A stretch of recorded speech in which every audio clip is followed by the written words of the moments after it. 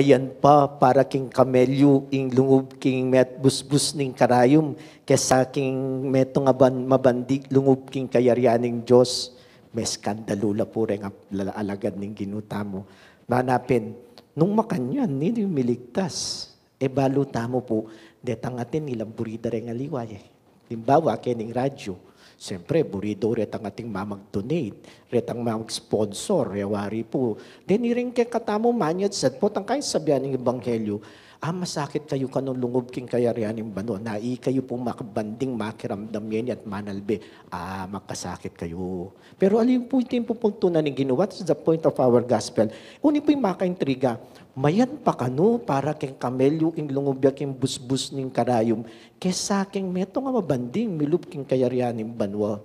Namumuna po, kaya intindihan ini. Napin baloy po, may masa ko po, miglawe ko keng Google. Ating ko po nga basang metong article nga na. Kem po ka nung syudad na ning Jerusalem na nung ka rin makabakod yun. Atin po kanong basbol ka rin, na sandang madagula pasbol, wherein ka rin lulubing products going inside the city. May po kanong kadagula pasbol ito nga. At ito, may bubuklat siya on a specific time. Po. So oras, mabak maranon buklat dan kay sarare pong bengi. Protection of the city. Nabi po na maka-walled city Atin po kanong pasbol, keng siping na nitang pasbol maragol, ang sanding pasbol busbus karayom. Kasi, di mo midadalan, di mong tao. Balaman mo po kay katamong kembali.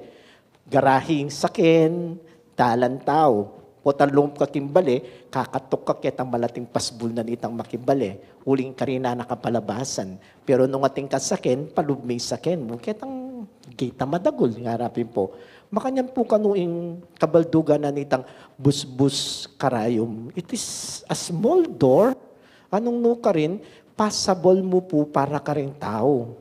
Ngayon, nung ating kang kamelyo, may disoras kan dintang, ipalupme keng syudad, ding sesemong kamelyo, anong no ka rin ngarapin po, mamitbit siyang gamit, yan lungob. Yan po lungob, ulindalan niya ang tao Pero, milubya po kano. Nanggagawan da. Babaday tang kargana. Naku, da po itang bibit-bitana. Kayang kamelyo, pasikloran de, wari po den kamelyo, sisiklod la. Pakay palakaran de po, makasiklod.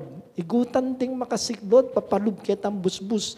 Kalub na po kayang busbus nitang kamelyo, talakad din pasibayo. Sakit ang pasibay tang gamit. Nakakit yun na po, nanumbuhin na sabihan kay katamong mabasang Ebanghelyo, ining patungkulan na niting busbus karayom. Masakit indakal, bitbitan. Kimbye, na etamog yung itabili. Napinireaksyon da rin alagad lawen mo, likwan mi at ing sabla at tinukikeke ka. Nano imalyari ming asahan. Ito po yung sinabi da rin alagad. So bala mo, even the disciples were expecting, ating kigle ako. Likwan mi pamilya mi. Likwan mi kay kaming pamanasan, tinukikeke ka.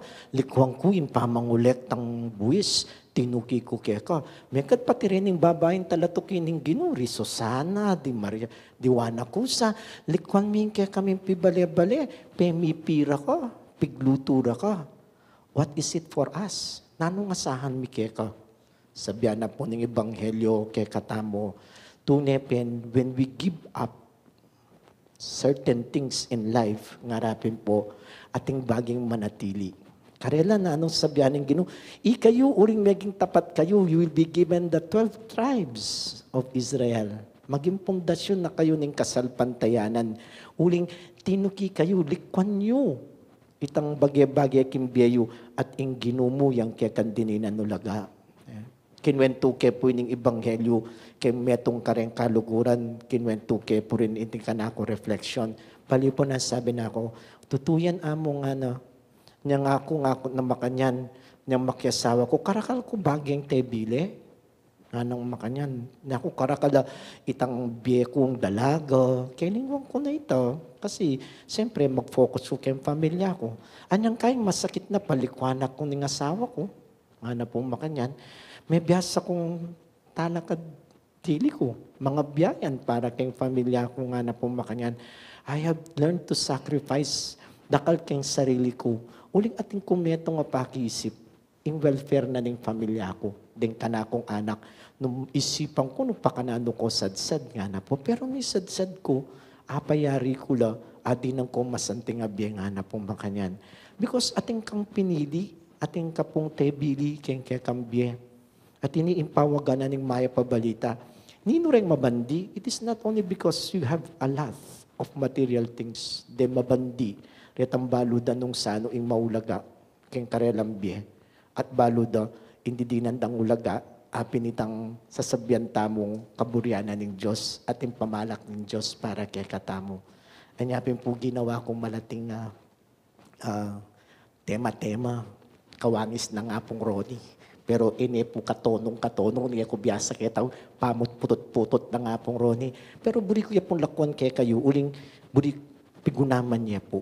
Ayan. Nung nano po para kay kayo, dating maging kabaldugan na rin ng amano. Kewa ko po, po matakagaling, kalupa na nga po Ronnie, pero bala na kayo. Ano po, imbyasang tabili, kareng dapat ibili, yang maglambat manatili. Na niya po yung sarili yun. Imbyasang tabili, kareng bageng dapat ibili, yang malambat manatili. Nano po yung tebili yung kimbi at pilitan yung aliwa ng gangini at yupa. May not be material things. Kaya kayo po inlawe yung kay sarili yung na likwan mo na, may naliwa na ka focus kimbi, pero potang lawen mo, ang gangini at yuya pa.